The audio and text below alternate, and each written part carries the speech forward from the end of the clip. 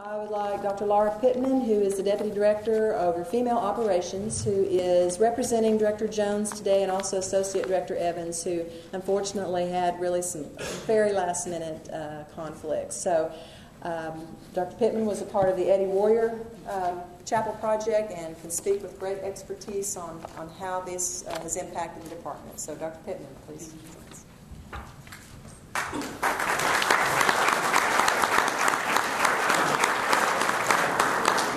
Good morning.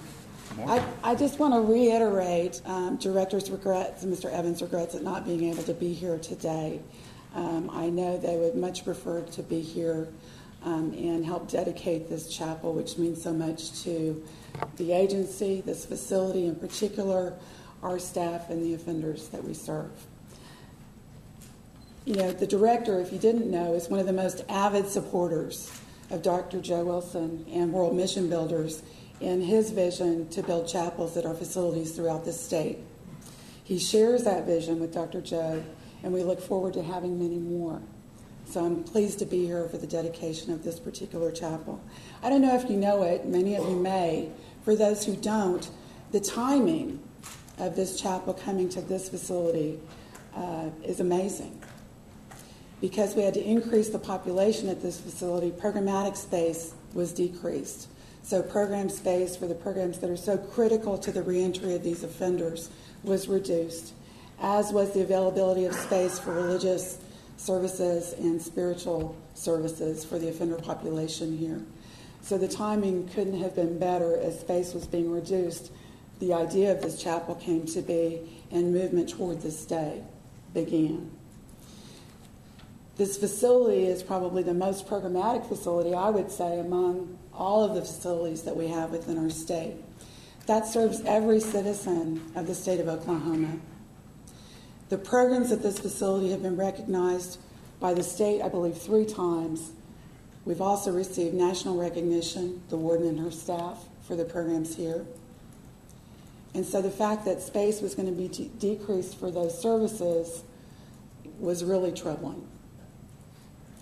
This facility, this space, the services that will be offered within this space will help the facility meet their mission.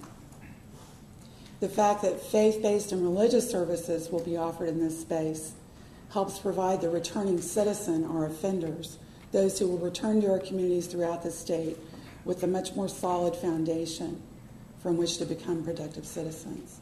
So we're very, very grateful. It's a perfect place for a chapel. I don't know a better way to say it. The other thing that was amazing, I read through the newspaper articles. So I read through your local newspaper articles, and one of the things that amazed me was the level of support within your community. From the Citizens Advisory Board, to local churches, to faith-based groups, to businesses, to the university, to Radio Shack. Radio Shack. The Radio Shack, which I'm sure someone else will mention later and talk a little bit more about. There is no way that I can possibly mention and get it right everyone who's been involved from the community and having this come to fruition. But the level of community support has been nothing short of amazing. And I think it's a tribute to the work done at this facility and to the community, and the community's understanding of the mission of Department of Corrections and this facility in particular, that they're willing to support the men that live here. There's been obviously facility support. The warden and her staff are to be commended, because no matter how well things are planned, it's challenging to do a project such as this. It's challenging at all levels. The outcome is what we strive for, and nonetheless, it's a process for all of us, and staff goes the extra mile to make sure that this happens.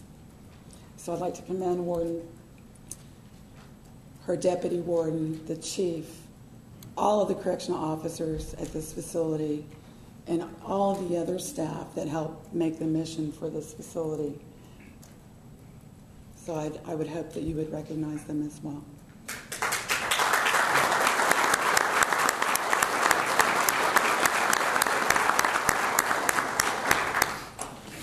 The third part of that stool of community commitment, so that three-legged stool, is the offenders who worked on this chapel. The offenders got a chance to give back to their community, to the other men that live at this facility at this point in time. And that opportunity for community involvement, that opportunity to give back to the community, is something that I hope that they learn while they're here and that they take with them when they leave, so that when they become and continue to become productive citizens, that they'll take that spirit of giving back with them into the communities in which they live within our state. Because they're returning citizens. Oftentimes we don't think of them that way, but when they leave us, they're returning citizens. I would venture to say, within our system, 95% of everyone incarcerated returns to their communities. My guess would be at this facility, 100, minus a couple maybe, return to their communities.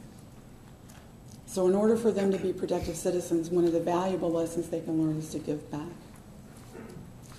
And to be a well-rounded citizen. Participating in programs, whether they're educational, whether they're learning skills, learning to practice those skills, and adding that spiritual component, that belief in something more than themselves, is critical to becoming a well-rounded individual and critical to having that skill and being able to give back. I am pleased so many of you had an opportunity to give back, and I hope you will continue to do so. And I'd like to see a round of applause for them as well.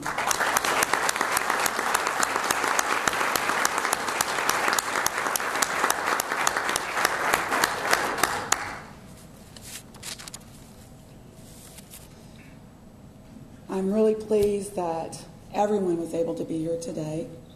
I know that my colleagues here on the dais are going to be able to give much more individual credit than I would be able to do with any degree of skill. So I look forward to that. Look forward to hearing some stories about the process, hopefully.